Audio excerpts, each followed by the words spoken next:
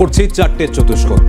আজকে চারটে চতুষ্কোণে এই মুহূর্তে দুটি ঘটনা নজর রাখবো, কারণ মহারাষ্ট্র এবং তারপরেই মধ্যপ্রদেশ দিকে দিকে নারী নির্যাতনের মতন ঘটনা ঘটছে এবং তারপরে একটা প্রশ্ন থেকে যাচ্ছে যে দেশের প্রশাসনের কাছেও কি নারীরা তাহলে নিরাপদ নয়? নজর রাখবো সেই খবরে। প্রথমে নজর রাখবো সাতারা কাণ্ডে গ্রেপ্তারি বেড়ে দাঁড়িয়েছে 2। মহিলা চিকিৎসক আত্মহত্যাকাণ্ডে দ্বিতীয় গ্রেপ্তার, ধৃত সাসপেন্ড সাব ইন্সপেক্টর গোপাল বদনে। আজ সাতারা থানায় আত্মসমর্পণ অভিযুক্তের, তারপরেই গ্রেপ্তার জানালেন এসপি তুষার দোষী।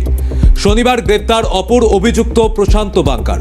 মৃত চিকিৎসকের বাড়িও ইতিমধ্যেই যে মৃত চিকিৎসকের বাড়িওয়ালা ছেলে তাকেও গ্রেপ্তার করা হয়েছে। প্রথমেই সে গ্রেপ্তার হয় প্রশান্ত বাঙ্কার। প্রশান্তর বিরুদ্ধে মানসিক নির্যাতনের অভিযোগ ছিল এবং এই পুলিশ সাব ইন্সপেক্টর যাকে গ্রেপ্তার করা হয়েছে তার বিরুদ্ধে ধর্ষণের অভিযোগ ছিল। মূলত ওই তরুণী, চিকিৎসক তরুণী নিজের হাতে যে সুইসাইড নোট লিখে গেছিলেন সেই হাতে এই দুজনের নাম কিন্তু উল্লেখ ছিল বলে জানা যাচ্ছে।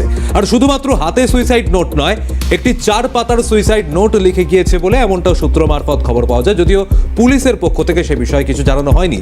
সেখানে একজন পুলিশ, একজন এই যে ধৃত প্রশান্ত বাঙ্কার তার যেমন নাম উল্লেখ রয়েছে, তেমনই এক সাংসদের নামেরও কিন্তু উল্লেখ করে গিয়েছেন। এখন কে সেই সাংসদ তাও ইতিমধ্যেই খোঁজ চলছে, তার নাম পরিচয় জানার চেষ্টা চলছে। কিন্তু এই মুহূর্তে এই সমস্ত ঘটনাগুলো সামনে আসার পর বিগত কয়েক সপ্তাহে তৈরি হয় দূরত্ব এড়িয়ে চলছিল প্রশান্ত। তদন্তে জানতে পারে পুলিশ মহিলা চিকিৎসকের হাতের তালুতে লেখা ছিল এদেরই নাম। এখন এরপরেই পুলিশি তদন্ত জারি রয়েছে। অবশ্যই দেখতে হবে এই মহারাষ্ট্রের ঘটনা যখন সামনে এলো, পুনের ঘটনা যখন সামনে এলো, তখনই দেখতে পাওয়া যাচ্ছে যে বারবার এই রাজ্যে মূলত কোনো ধর্ষণ, শ্লীলতাহানির মতন ঘটনা ঘটলে, বিশেষ করে নারী নির্যাতনের মতন ঘটনা ঘটলে এখানে প্রতিবাদের আঁচ ছড়িয়ে পড়ে দিকে দিকে। রাস্তায় আগুন জ্বালিয়ে, টায়ার জ্বালিয়ে বিক্ষোভ প্রদর্শন, বিরোধীরা তারা পথে নামেন, বিভিন্ন জায়গায় বিক্ষোভ প্রদর্শন করেন। কিন্তু এই মহারাষ্ট্রের ঘটনা সেখানে কিন্তু প্রশ্ন তুলে দিয়েছে যে তাহলে কি প্রশাসন তারা একেবারেই নীরব? তাহলে কি নারীরা নিরাপদ নয়? তেমনই মধ্যপ্রদেশের ঘটনা এবার নজর রাখি। সেখানে ইন্দোরে 2টি অসি মহিলা ক্রিকেটারকে হেনস্থার ঘটনা। নারী নিরাপত্তা নিয়ে প্রশ্নের মুখে সরকার। অভিযোগ, নারী নিরাপত্তা দিতে ব্যর্থ সরকার। বিজেপির দাবি দ্রুত পদক্ষেপ নেয় সরকার। ইতিমধ্যেই আকিল খানকে গ্রেপ্তার করা হয়েছে। সেখানে 2 অসি ক্রিকেটার, মহিলা অসি ক্রিকেটার, তাদেরকে শ্লীলতাহানি করা হয়েছে এমনই অভিযোগ সামনে আসছে। 2 মহিলা অসি ক্রিকেটার তারা হেঁটে যাচ্ছিলেন ক্যাফেতে, তখনই বাইক থেকে অশালীন স্পর্শ অভিযুক্তের। অভিযুক্ত তার অপরাধ ইতিমধ্যেই স্বীকারও করে নিয়েছে। দুঃখ প্রকাশ মধ্যপ্রদেশ ক্রিকেট অ্যাসোসিয়েশনের। ঘটনায় শুরু হয়েছে রাজনৈতিক চাপানোতর। আর এই সমস্ত ঘটনাগুলো ইতিমধ্যেই প্রশ্ন তুলে দিচ্ছে যে পুনেতে আমরা যে ঘটনা দেখলাম, এবার মধ্যপ্রদেশে অসি ক্রিকেটার তারা এইভাবে নির্যাতনের শিকার হলেন বা তাদের সঙ্গেই অশালীন আচরণ হলো। তাহলে কি দেশের কাছে কি বার্তা যাচ্ছে বা বিশ্বের কাছে কি বার্তা যাচ্ছে যে এই দেশে এসে নারীরা, বিদেশিনীরা তারাও কি কোনোভাবে নিরাপদ নয়? মহারাষ্ট্রের পর মধ্যপ্রদেশ দেশের প্রশাসনের কাছেও কি সুরক্ষিত নয় মেয়েরা? এই প্রশ্নই এখন উঠছে এই মুহূর্তে বড় হয়ে দেশের রাজনীতিতেও। সাধারণ মানুষ তারা প্রশ্ন তুলছেন। বারবার আমরা দেখতে পেয়েছিলাম গত বছর, আপনাদেরও মনে থাকবে, আরজি করের ঘটনা, যে ঘটনার আঁচ গোটা বিশ্বে ছড়িয়ে পড়েছিল। দিকে দিকে প্রতিবাদ, বিক্ষোভ, কর্মসূচি দেখতে পাওয়া গিয়েছিল। কিন্তু তারপরেও বিভিন্ন জায়গায়, এই রাজ্য হোক বা ভিন রাজ্য হোক, বিভিন্ন সময় বিভিন্ন জায়গায় আমরা দেখতে পেয়েছি নারীরা নির্যাতনের শিকার হয়েছেন, হেনস্থার শিকার হয়েছেন, ধর্ষণ, শ্লীলতাহানির মতন ঘটনা ঘটেছে। মধ্যপ্রদেশ, মহারাষ্ট্র 2টি জায়গাতেই ইতিমধ্যে আমরা দেখতে পেলাম আবারও সেই একই ঘটনা। যেমনটা জানাচ্ছিলাম, পুনের সাতারায় হেনস্থা মহিলা চিকিৎসক, অভিযোগের আঙুল পুলিশের বিরুদ্ধেই। তাহলে এখন প্রশ্ন, কার কাছে বিচার চাইবে দেশের কন্যারা? ইন্দোরে হেনস্থা 2 অজি মহিলা ক্রিকেটারকে বিশ্বের বৃহৎ গণতন্ত্রের দেশে সুরক্ষিত নয় কি তাহলে বিদেশিরাও? ঘটনা ঘটলেই শুরু হচ্ছে রাজনৈতিক চাপানোতর। আদৌ কি নারী নিরাপত্তায় কঠোর হবে দেশের প্রশাসন? সমস্ত আইনের বুলির ফাঁকা আওয়াজ এখন সেটাই প্রশ্ন থেকে যাচ্ছে।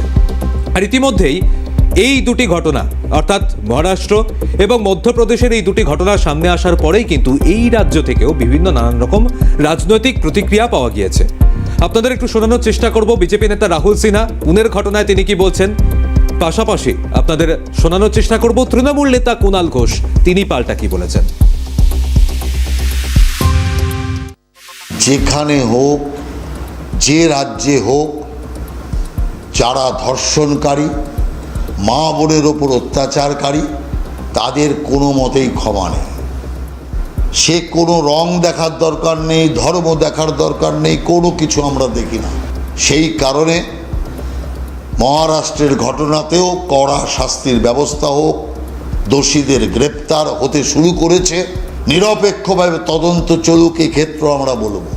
এক্ষেত্রে তৃণমূলের বেশি চিৎকার করার কোনো দরকার নেই।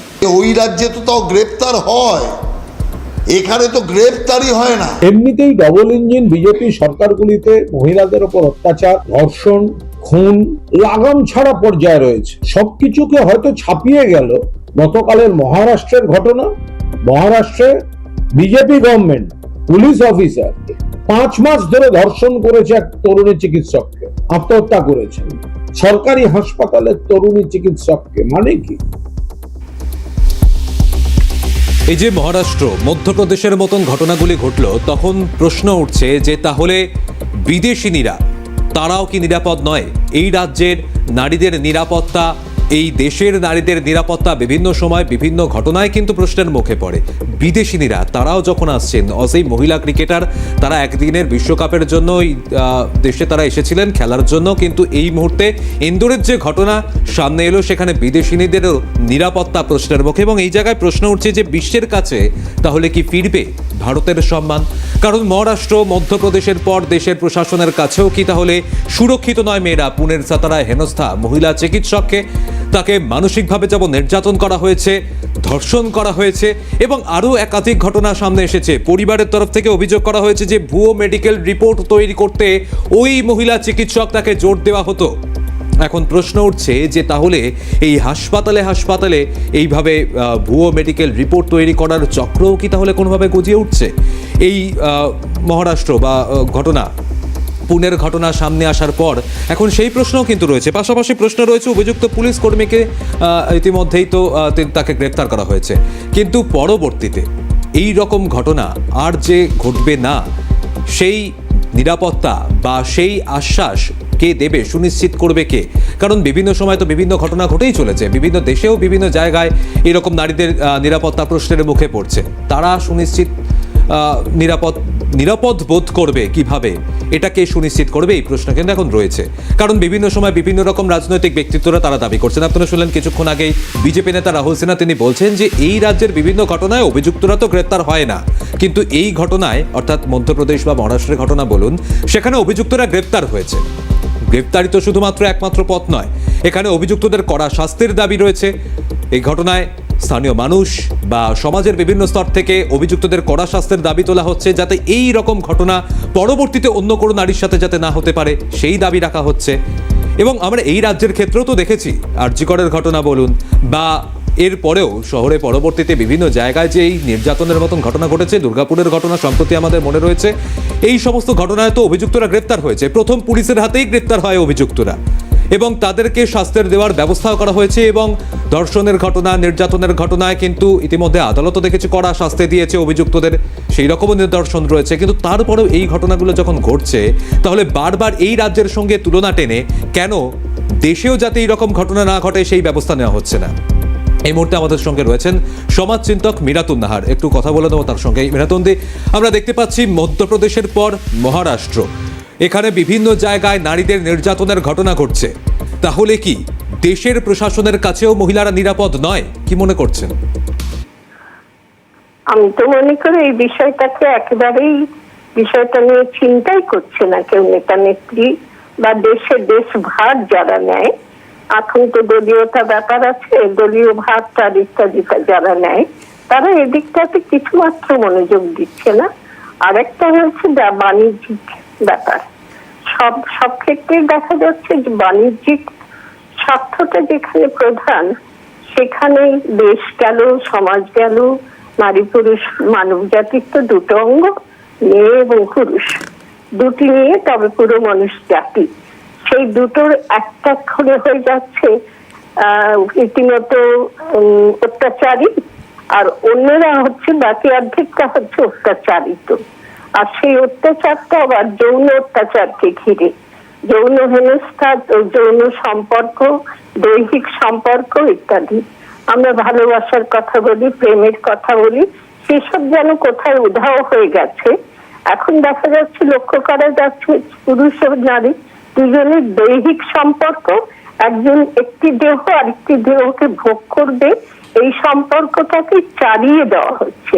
আমি এটার উপরে জোর দেব, প্রত্যেকটি ক্ষেত্রে, কি শিল্পক্ষেত্রে, চলচ্চিত্র জগতে, শিল্প, অঙ্কন শিল্প টিল্প, সমস্ত যত শিল্পক্ষেত্র আছে, সাহিত্য ক্ষেত্র আছে, বিজ্ঞাপনের জগৎ আছে, সোশ্যাল মিডিয়া, সেক্ষেত্রে বিশেষ করে মেয়েদের দেহটাকে এমন ভাবে দেখানো হয় যাতে পুরুষ দেহ তাতে ভোগ করার একটা দৃষ্টিভঙ্গি লাভ করে। পুরুষরা কিন্তু এখন এই শিক্ষাটাই পাচ্ছে, মেয়েরা হচ্ছে একটা ভোগ্য দ্রব্য বা পণ্যের মতন তাদের দেহটা। এই চেতনা বলবো না আমি, এই লোভ লালসা, এটাকে খুব পরিকল্পিত ভাবে প্রত্যেকেই অর্থ রোজগারের উপায় হিসেবে গ্রহণ করছে। এটা বন্ধ হওয়া উচিত। এবং আমার তো মনে হয় সরকার যদি দেশের আর কোনো কাজ নাও করতে পারে, এই দিকটাতে তাদের মনোযোগ দেওয়া উচিত। কারণ অচিরেই মেয়েদের অবস্থা খুব খারাপ হবে। হয়তো আবার অন্দরমহলে ঢুকে যেতে হবে। তাদের আর্থিক স্বাধীনতা, তাদের নৈতিক স্বাধীনতা, তাদের দেহের সুরক্ষা, আমি দেহের সুরক্ষার কথা বলছি, দেহটাই আক্রান্ত হচ্ছে, সে নাবালিকা, সাবালিকা, হসপিটাল, কলেজ, উন্মুক্ত জায়গা, অন্দরমহল, অফিস ঘর, কোথাও বাকি থাকছে না। এই যে দৃষ্টিভঙ্গিটা তৈরি করে দেওয়া হচ্ছে, বিশেষ করে তরুণদের মধ্যে, যৌবনদীপ্ত তারা, তাদের মধ্যে, যে মেয়েদেরকে আমরা ভোগ করবো এবং শুধুমাত্র একটা অঙ্গকে ঘিরে, এই দৃষ্টিভঙ্গিটা যাতে না হয়। একদম, এই দৃষ্টিভঙ্গি কিন্তু এখন বদলাতে হবে, আপনি তেমনটাই মনে করছেন। অনেক ধন্যবাদ মীরাতন দে, আমাদের সঙ্গে ছিলেন সমাজচিন্তক মীরাতুন নাহার। এই মুহূর্তে আমাদের সঙ্গে রয়েছেন শিক্ষাবিদ অচিন্ত বিশ্বাস। অচিন্তবাবু, আমরা দেখতে পেয়েছি মহারাষ্ট্র এবং মধ্যপ্রদেশ দুটি ঘটনা। একজন চিকিৎসক, তিনি হেনস্থার শিকার হয়েছেন, ধর্ষণের শিকার হয়েছেন, মানসিক নির্যাতন হয়েছে। অন্যদিকে দেখতে পেলাম আমরা মধ্যপ্রদেশ, সেখানে দুই অসি মহিলা ক্রিকেটার, তারা এখানে খেলতে এসে হেনস্থার শিকার হলেন। কি বলবেন, তাহলে কি দেশেও নারীরা নিরাপদ নয়?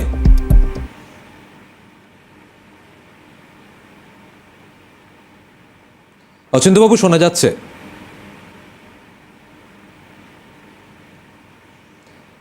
আমরা আবারও যোগাযোগ করার চেষ্টা করছি। এই মুহূর্তে যে বিষয় আপনাদের জানাচ্ছিলাম, যে দেখুন, বিভিন্ন ঘটনা, উন্নাও বলুন, হাথরস বলুন, বিভিন্ন ঘটনা বিভিন্ন সময় তো তার উদাহরণ টানা হয়, কিন্তু এর মধ্যে মহারাষ্ট্রের পর এবার মধ্যপ্রদেশ, সেখানে দেখতে পাওয়া যাচ্ছে যে দেশের প্রশাসনের কাছে তাহলে নারীরা নিরাপদ বা সুরক্ষিত নয় প্রশ্ন উঠছে। কারণ কিছুক্ষণ আগে যেমনটা আপনাদের বলছিলাম, মহারাষ্ট্রে সেখানে একজন চিকিৎসক, তিনি মানসিকভাবে নির্যাতনের শিকার হলেন, হেনস্থার শিকার হলেন, তাকে ধর্ষণ করা হয়েছে, এমন ঘটনা সামনে আসে। তিনি নিজের হাতে সুইসাইড নোট লিখে গেছেন, যেখানে একজন পুলিশের ইন্সপেক্টর, একজন এমনি ব্যক্তির নাম এবং পাশাপাশি একজন সাংসদের নামের উল্লেখ করে গেছেন। এই মুহূর্তে আমাদের সঙ্গে রয়েছেন শিক্ষাবিদ অচিন্ত বিশ্বাস। আমি কথা বলবো তার সঙ্গে। অচিন্তবাবু, যে বিষয়ে আপনার কাছে জানতে চাইছিলাম, যে মহারাষ্ট্রের পর মধ্যপ্রদেশ, বিভিন্ন জায়গায় নারীদের নির্যাতনের ঘটনা ঘটছে, দেশের প্রশাসনের কাছেও কি তাহলে নারীরা নিরাপদ নয়? কি মনে করছেন?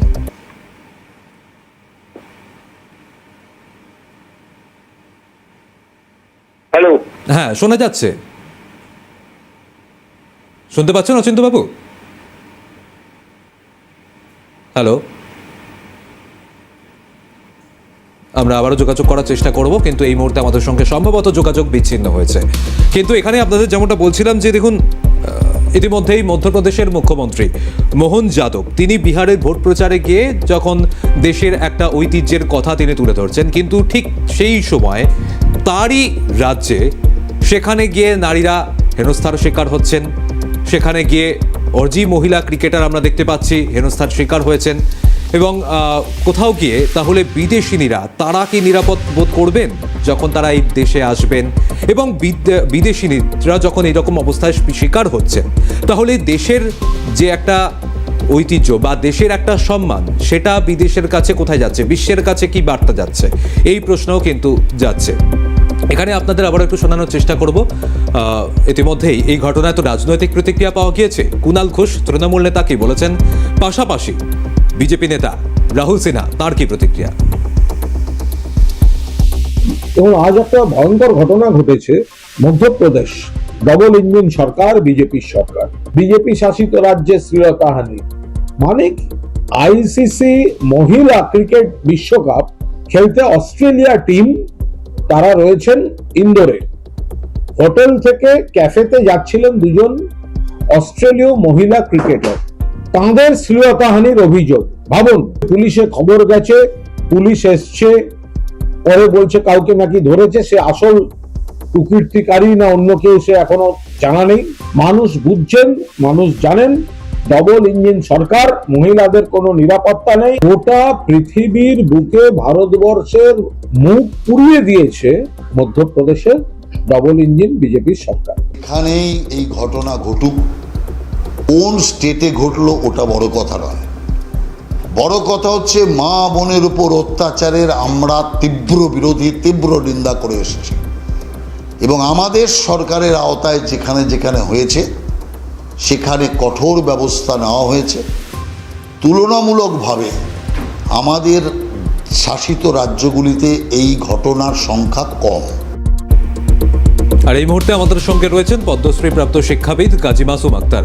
এই মুহূর্তে আপনার কাছে যেটা জানতে চাইবো, দেখুন মহারাষ্ট্রের পর মধ্যপ্রদেশ, সেখানে বারবার এই নারীদের নির্যাতনের মতন ঘটনা ঘটছে। তাহলে বিশ্বের কাছে এখানে যখন দুই অজি মহিলা ক্রিকেটার তারাও এসে এইভাবে হেনস্থার শিকার হলেন, তাহলে দেশের নিরাপত্তার যে বিষয়টা, সেটা কি বার্তা যাচ্ছে বিশ্বের কাছে? বিষয় হচ্ছে ওটা দেশেই তো একটা অবমূল্যায়ন চলছে। নৈতিকতা, মানবতা, আমাদের যে সনাতনী ভারতবর্ষ, যে ঐতিহ্য, যে মর্যাদা নিয়মিত ভুলণ্ঠিত হচ্ছে। আমি দেখছিলাম একটি মহিলা, সে আত্মহত্যা করেছে, তাকে নাকি রেগুলার ধর্ষণ করতেন একজন পুলিশ অফিসার, নিজের হাতে লিখে তিনি আত্মহত্যা করলেন। এই দুঃখের কথা আমি বাংলাতে দেখতে পাচ্ছি, অন্যান্য রাজ্যে দেখতে পাচ্ছি। এই দেশে প্রতি 5 মিনিটে একজন ধর্ষিতা হয়। এ পোড়া দেশের অবস্থা, প্রতি 5 মিনিটে। এবং আমরা জানি যারা ধর্ষিত হয়ে যাদের কমপ্লেন রেজিস্টার হয়েছে, অর্থাৎ এফআইআর হয়েছে বা কমপ্লেন থানায় জমা পড়েছে, এমন কমপ্লেন জমা পড়া ঘটনা ধর্ষিতা বা নিগৃহীতা সংখ্যা 2019-20 সালে ছিল 32,000। পরের বছর প্রায় মোরাললেস হয়েছে 30,000। তাহলে কি 30,000 লোকের শাস্তি হয়েছে, যাবজ্জীবন হয়েছে, ফাঁসি হয়েছে, কারো কিছু হয়েছে? এই শাস্তিহীনতার আতুর ঘরে এই ধরনের নারী লাঞ্ছনা, ধর্ষণের মতো ঘটনার মূল কারণ। এবং এর পেছনে রাজনৈতিক সামাজিক যে বাধ্যবাধকতা রয়েছে, রাজনৈতিক সামাজিক যে উস্কানি, যে প্রশ্রয় আছে, সেই প্রশ্রয় হচ্ছে এই ক্ষয় রোগের বহনকারী একটা জীবাণু। আমাদের রাজ্যেও দেখতে পাচ্ছি যত্র হচ্ছে। আমার মনে হয় এটা নিয়ে ফাস্ট ট্র্যাক করে বিচার করে দ্রুততার সাথে যদি শাস্তি বিধান না করা যায়, এ পরম্পরা বন্ধ হবে না। আর একটা যে মূল্যবোধের শিক্ষা, নতুন প্রজন্মকে শিক্ষিত করতে হবে, মহিলাদেরকে শ্রদ্ধা করা। ভারতবর্ষের যে ঐতিহ্য, যে ঐশ্বর্য, নারীকে যেখানে পুজো করা হয়, যেখানে নারী হয় মা দুর্গা, যেখানে নারী হয় মা কালী, সেই দুর্গা কালীকে যারা অসম্মান করছে, তারা দর্শন করছে এই নারী জাতিকে, সেই নারী জাতিকে অবমাননা করছে।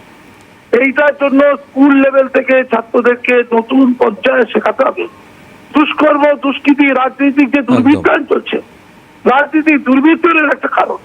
যারা দুর্বৃত্ত, নব প্রজন্মকেও কিন্তু শিক্ষা দিতে হবে যে এই ক্ষেত্রে নারীদের কিভাবে সম্মান দিতে হয়। অনেক ধন্যবাদ আপনাকে। আমরা কথা বলছিলাম পদ্মশ্রী প্রাপ্ত শিক্ষাবিদ কাজী মাসুম আক্তারের সঙ্গে।